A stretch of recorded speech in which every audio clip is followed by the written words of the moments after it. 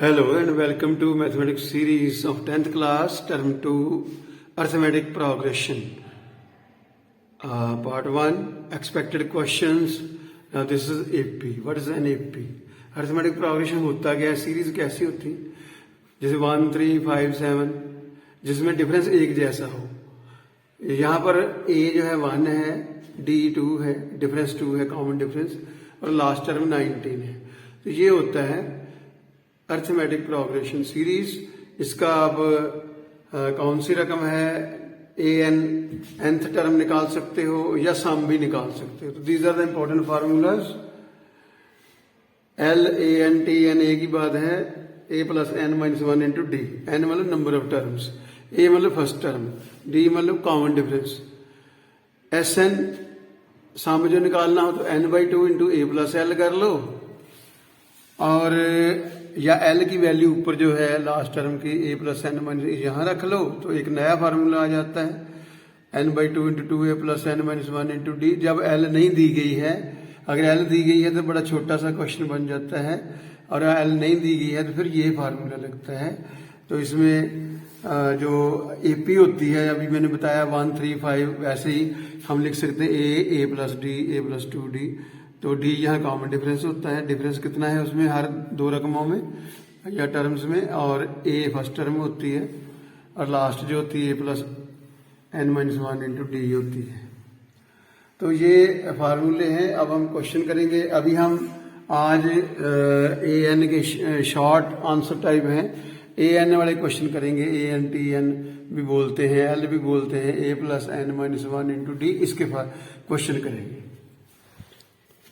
तो 5.3 है एग्जाम्पलर की. आपकी एग्जाम्पलर में से ज्यादा क्वेश्चन डालते हैं, इसलिए मैं एग्जाम्पलर में से क्वेश्चन लेता हूं, या इस तरह के डालते हैं, थोड़ा सा चेंज कर देते हैं इसमें नंबर्स को. तो शॉर्ट आंसर टाइप क्वेश्चन है 5.3 के. तो फर्स्ट क्वेश्चन जो है मैं फोर्थ लिया है. Find a b and c such that a 7 b 23 and c are in AP. तो ए बी सी की वैल्यू निकालनी है कि ये जो 5 टर्म्स हैं, ए 7 बी 23 और सी जो है ये एपी में होंगे. तो हमें ये सोल्यूशन में ले रहे हैं, इनको ये गिवन है हमें कि ये दीज आर इन एपी. तो इसका फायदा हो जाता है कि दो टर्म्स जो हैं आपस में माइनस कर सकते हैं आप. दो टर्म्स कैसे, जैसे सेकंड में फर्स्ट निकाल लो, और थर्ड में सेकंड निकाल लो, फोर्थ में थर्ड निकाल लो, फिफ्थ में फोर्थ निकाल लो, तो कॉमन डिफरेंस बराबर आएगा. तो इसका हम फायदा उठाएंगे और क्वेश्चन निकल जाएगा. डी जो है कॉमन डिफरेंस है 7 minus a equal to b minus 7 equal to 23 minus B equal to C minus 23. इन दोनों को माइनस करो, इसमें से ये, फिर इसमें से ये, फिर इसमें से ये, फिर इसमें से ये. तो यानी सेकंड में फर्स्ट निकालो, थर्ड में सेकंड निकालो, फोर्थ में थर्ड निकालो, और फिफ्थ में फोर्थ निकालोगे तो एक जैसा डिफरेंस आना चाहिए, तभी से एपी बनती है. तो एपी दिया हुआ है हमें, तो इसको हम लिख लेते हैं. ये ए है, ये बी है, ये सी है, ये डी है. तो पहले दो ए और बी को इकट्ठे करोगे तो ये आपके पास रिलेशन आ जाएगा, एक इक्वेशन बन जाएगी, ए प्लस बी इक्वल टू 14. फिर आपने बी और सी को इकट्ठा करना है, और इसमें से भी एक इक्वेशन आएगी 2b इक्वल टू 30. बी की वैल्यू यहाँ निकल ही जाती है 15. और इसको हम अगर 1 में रखेंगे, 1 में क्या है, a is equal to 14 minus B, A is equal to 14 minus B आ जाएगा. बी उधर चला गया, तो बी की वैल्यू क्या है, अभी आई 15. तो 15 माइनस कर लो 14 में से, यू विल गेट -1. ए की वैल्यू बड़ी जल्दी आ जाएगी. ए की भी आ गई, बी की आ गई, अब सी की निकालनी है. सी के लिए ये फार्मूला आप लगा सकते हो, सी एंड डी इकट्ठे कर सकते हो, सी और डी इन दोनों को. तो इसमें क्या आ जाएगा, आप लिखेंगे 23 minus B equal to C minus ये C minus 23 minus B equal to C minus 23. तो इससे आपके पास आ जाएगा, बी की वैल्यू यहां रख देंगे. बी की वैल्यू क्या है 15, 8 आ गया, 8 आ गया. सी देखिए 23 माइनस बी जो है वो सी माइनस 23 है. तो सी इज इक्वल टू क्या आ जाएगा, 23 उधर चला गया, 46 आ गया, माइनस बी, बी की वैल्यू 15 है, और 15 इसमें से माइनस हो जाएगा तो 31 आ जाएगा। तो आपके तीनों आंसर आ गए, ए बी सी तीनों की वैल्यू निकाल ली है। तो यहाँ लास्ट में जाकर एक बॉक्स बना लो या इस तरह से लिख दो, A is equal to -1, B is equal to 15, C is equal to 31। तो answer should be clear. Examiner को कोई मेहनत ना करनी पड़े, उसको बड़ी जल्दी होती है पेपर देखने की। तो आपने स्पष्ट करना अपना आंसर जो है और सारा क्वेश्चन, कि उसको कहीं मुश्किल ना आए और फटाफट वो टिक करके हमें पूरे मार्क्स दे दे। तो अगला क्वेश्चन नेक्स्ट है 5th क्वेश्चन। एपी निकालिए एक ऐसी जिसमें इसकी 5th टर्म जो है 19 है और difference between 8th and 13th term is 20। तो इस तरह के क्वेश्चन बड़े इंपॉर्टेंट हैं, ये थोड़े थोड़े रूप बदलते हैं और ऐसे क्वेश्चन सारे आ जाते हैं। आपको इक्वेशनें बनानी होती हैं और फिर वैल्यू निकालती होती है, ए की, एन की, डी की, जिसकी भी जरूरत हो। तो यहाँ पर आपको दिया है कि A5 जो है 19 है और A13 माइनस A8 जो डिफरेंस है वो 20 है। तो आपने इनकी वैल्यू रख देनी है। A5 क्या होता है, A plus n minus 1 into d यानी 5 माइनस 1 इंटू डी यानी A plus 4D equal to 19।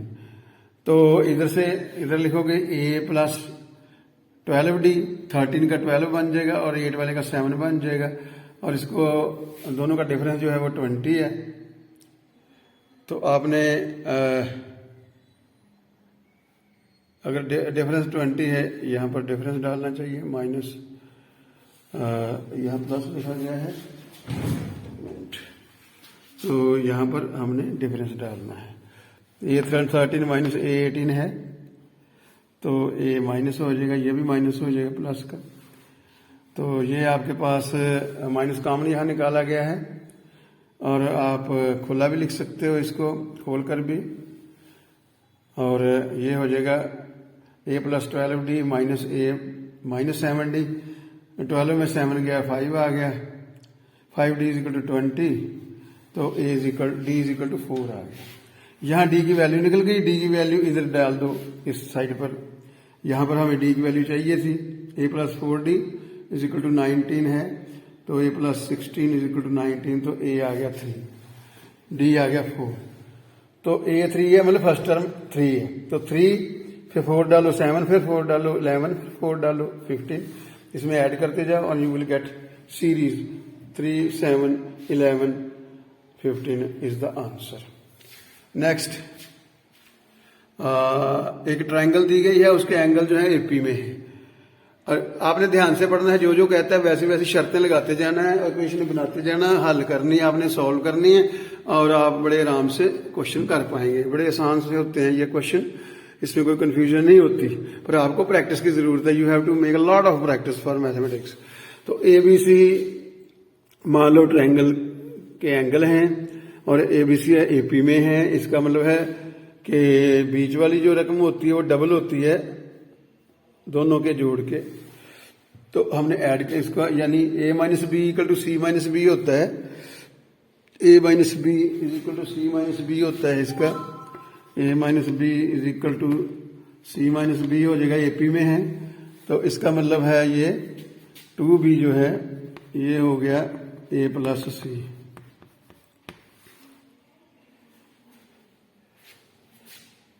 A minus b is equal to C minus b, yes, B minus, यहां से उल्टा लिखा, B minus A is equal to C minus b, तो ये हो जाएगा 2B is equal to A plus C।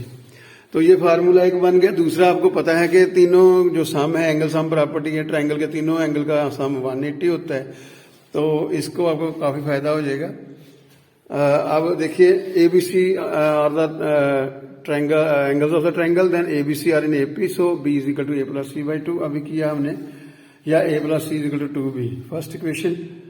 और मान लो A ग्रेटेस्ट है, ये भी दिया है कि जो ग्रेटेस्ट है वो लोएस्ट का, लीस्ट का जो है वो डबल है, तो इसका मतलब है कि C का डबल है A, छोटे का ये छोटा है मान लो, ये बड़ा है, तो लिख देना let A be the greatest and C be the smallest और लीस्ट एंगल। तो A जो है वो C का डबल है, तो angle sum property of triangle से A plus B plus C equal to 180। तो A प्लस C की वैल्यू तो 2B है, अभी हमने ऊपर देखा है, तो इसका मतलब 2B यहां पुट कर दो वहां से, तो ये हो गया 3C equal to 2 into 60, 3c equal to 2 into 60 यानी c आ गया 40, 180 120 होगा मल्टीप्लाई होकर, और ये 3c इक्वल टू 120 है तो c आ गया 40 आ गया।